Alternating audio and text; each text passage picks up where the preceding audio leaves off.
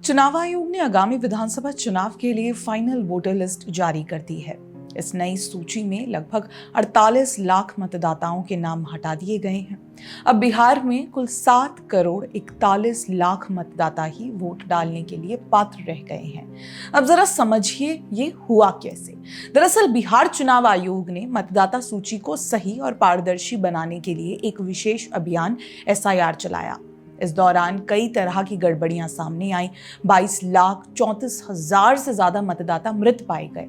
लगभग 7 लाख मतदाताओं के नाम दोहरी प्रविष्टि में मिले और 36,44,000 से अधिक लोग स्थायी रूप से स्थानांतरित हो चुके थे।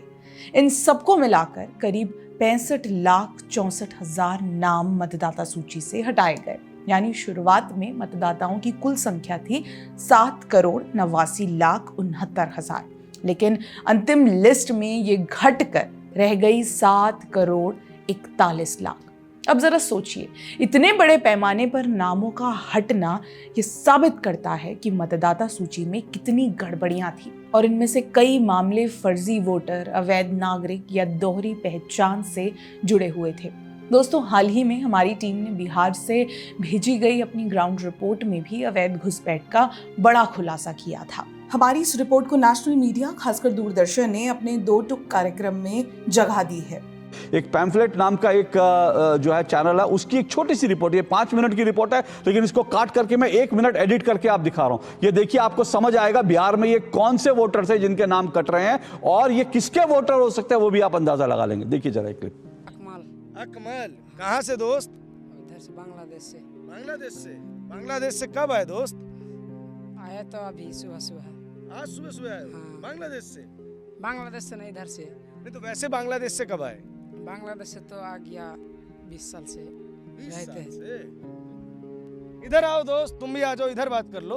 20 साल हो गया? हाँ, 20 साल हो तुम्हारी गया। उम्र कितनी है? हमारा उम्र 16। 16? तो तुम 20 16 16 है? हाँ। और वैसे मतलब कि क्या कहते हैं, 20 साल पहले पिताजी वगैरह आए थे? हाँ हाँ। अब्बा वगैरह? अब्बा का क्या नाम है?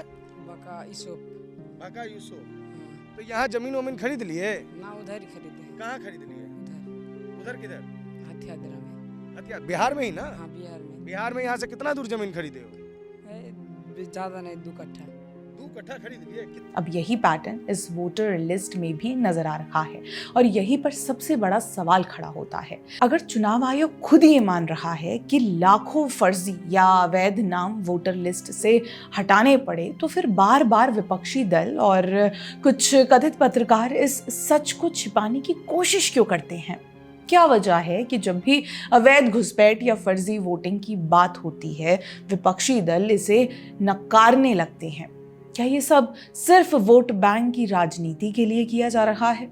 अब देखिए, क्योंकि ऐसा है, इसलिए उन विपक्षी राजनीतिक दलों और पत्रकारों को ये भी समझना चाहिए कि आपका ऐसा विरोध न केवल देश विरोधी है बल्कि असंवैधानिक भी है, क्योंकि आप जिन अवैध लोगों के लिए आवाज उठा रहे हैं वो देश की आंतरिक सुरक्षा के लिए खतरा है, जिसका खुलासा चुनाव आयोग बार बार कर ही चुका है। दोस्तों, चुनाव लोकतंत्र का सबसे बड़ा उत्सव होता है, लेकिन जब अवैध लोग वोट डालने लगे तो न सिर्फ चुनाव की पारदर्शिता खतरे में पड़ती है बल्कि देश की सुरक्षा पर भी बड़ा सवाल खड़ा उठता है।